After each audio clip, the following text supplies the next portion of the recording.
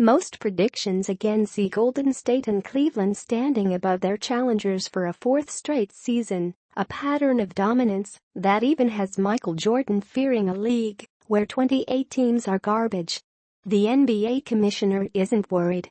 Silver believes great teams are good for business, the way Jordan's Bulls were in the 1990s, and the way Stephen Curry's and LeBron James' teams are now. The commissioner says any of them can be beaten too. Sometimes it's just the nature of things, but I'm confident that given some of the moves that our teams made in the offseason, that there's no doubt there are multiple teams gunning for the Warriors, and for that matter gunning for the Cavaliers this season as well, Silver said. Jordan now owns the Charlotte Hornets, one of perhaps 25 teams in the NBA with little to no hope of winning a title this season, or maybe anytime soon. The Hornets have just one All-Star, not nearly enough to compete when the Warriors have arguably 4 top 20 players, and the Cavaliers restocked around James with the likes of Dwyane Wade and Derrick Rose after Golden State's romp last June. I think it's going to hurt the overall aspect of the league from a competitive standpoint, Jordan told Cigar Aficionado magazine about multiple stars joining together on the same team. You're going to have 1 or 2 teams that are going to be great, and another 28 teams that are going to be garbage. Or they're going to have a tough time surviving in the business environment.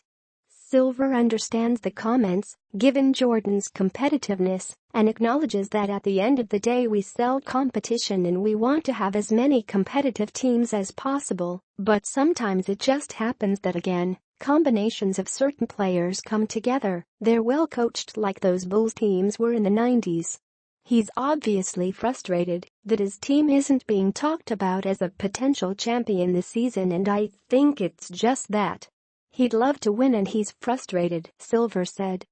Having said that, Michael also happens to be the chairman of our labor relations committee, and nobody is suggesting we have the perfect system here, or that over time we can't make it better. And that's something we'll continue to look at. While Silver downplays Jordan's concern, it does have merit. So the league has made changes, in part, to make the regular season more meaningful. Silver can find teams who sit out healthy players during nationally televised games, and the lottery system has been tweaked so that teams will have less incentive to lose on purpose in hopes of having the best odds at landing the number 1 pick.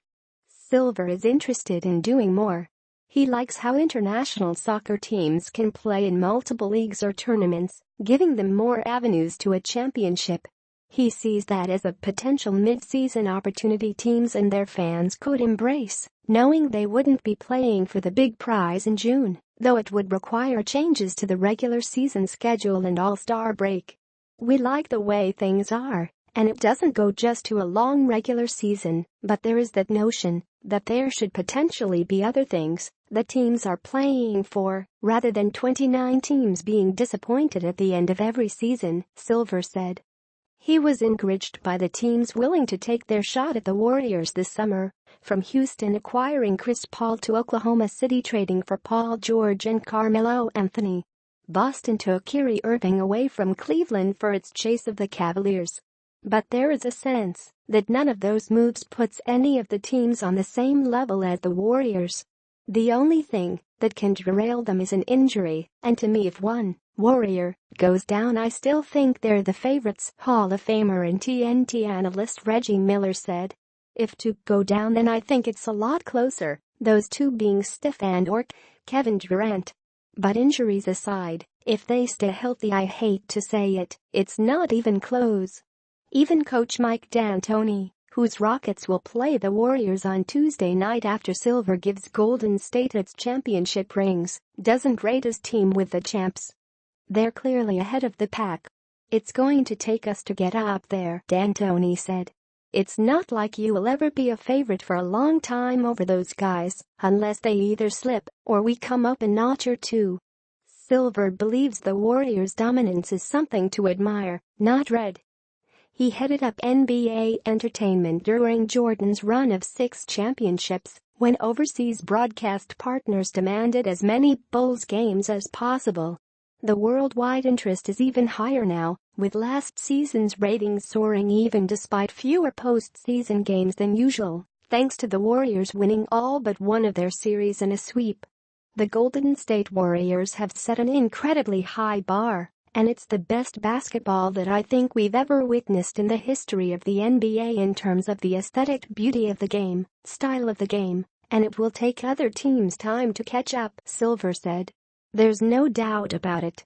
But at the same time, we have in one league the collection of the very best players from the entire world and some of the most competitive people on the planet, and so I have no doubt teams will step up this season.